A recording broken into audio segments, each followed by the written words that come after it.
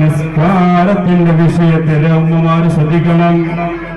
ഇന്ന് 1500-ാം വർഷം നമ്മള് ജന്മദിനം കൊണ്ടാടിയിട്ട് ഈ വർഷം മുതൽ ഇനി എന്റെ ജീവിതത്തിൽ എന്ത് മാറ്റം എന്ന് ഓരോരുത്തർ ചിന്തിക്കുകയാണെങ്കിൽ ഈ സമയം മുതൽ ഇനി എന്റെ ജീവിതത്തിൽ ഒരു നിസ്കാരം പോലും ഖളാഅൂല എന്നൊരു തീരുമാനമെടുത്തേ പറ്റൂ, ഇല്ലെങ്കിൽ രക്ഷപ്പെടാൻ കഴിയില്ല. മാത്രമല്ല ഈ കാലഘട്ടത്തില്, ഈ 21-ാം നൂറ്റാണ്ടില്, ഈ 2025-ല് ഇപ്പൊ ജീവിച്ചുകൊണ്ടിരിക്കുന്ന മുസ്ലിമീങ്ങളായ മനുഷ്യരോട് എനിക്ക് പറയാനുള്ളത്, നിസ്കാരത്തിന്റെ ഗൗരവം തന്നെയാണ്. അശ്രദ്ധരായി പോയാൽ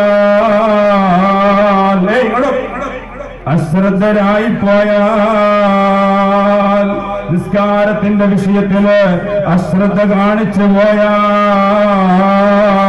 5 വക്ത് പള്ളി മിനാരങ്ങളിൽ നിന്ന് ബാങ്കിന്റെ മധുരധ്വനികൾ കേൾക്കുന്നുണ്ട്. പക്ഷേ മൈൻഡ് ചെയ്യാതെയാണോ നിങ്ങളുടെ ജീവിതമെങ്കില്, ആ കൃത്യമായിട്ട് നിസ്കാരത്തിന്റെ വിഷയത്തിൽ അശ്രദ്ധരാണോ നിങ്ങൾ എങ്കില്, ഖബറിൽ നിന്ന് എഴുന്നേറ്റ് മഹ്ശറയിലേക്ക് ഒരു വിളി കേൾക്കുമല്ലോ. ആ മഹ്ശറയിലേക്ക് ഓരോരുത്തർ ഖബറിൽ നിന്ന് എഴുന്നേറ്റ് പോകുമ്പോ പന്നിയുടെ കോലത്തിലാണത്രേ കടന്നു പോകേണ്ടി വരിക. അല്ലാഹു കാക്കട്ടെ. ചിന്തിക്ക്, ഈ ഒരു പോയിന്റ് മാത്രം നിങ്ങളുടെ കൽവിൽ വെച്ച് ഞാൻ പോവാണ്, ഞാൻ ചുരുക്കുകയാണ്. മുസ്ലിമീങ്ങളായ നിസ്കാരം ഫർദാക്കപ്പെട്ട ഓരോ വ്യക്തികളോട് എനിക്ക് ഓർമ്മപ്പെടുത്താനുള്ളത്, നമ്മൾ ഖബറിൽ കിടക്കുന്നൊരു ദിവസമുണ്ട്. മാത്രമല്ല, ഇസ്രാഫീൽ അലൈഹിസ്സലാത്തു വസ്സലാം സൂറെന്ന കാഹളത്തിൽ ഊതിക്കഴിഞ്ഞാൽ പുനർജന്മത്തിന് വേണ്ടി അള്ളാഹു നമ്മളെ ഒരുക്കും.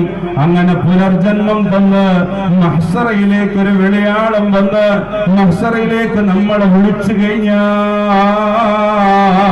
ദുനിയാവിൽ ജീവിക്കുന്ന കാലഘട്ടത്തില് നിസ്കാരം മൈൻഡ് ചെയ്യാത്ത ആളുകള്, നിസ്കാരത്തെ ശ്രദ്ധിക്കാതെ പോയ ആളുകള് ഖബറിൽ നിന്ന് എഴുന്നേറ്റ് മഹ്ശറയിലേക്ക് പോകുന്നത് ഏത് കോലത്തില്?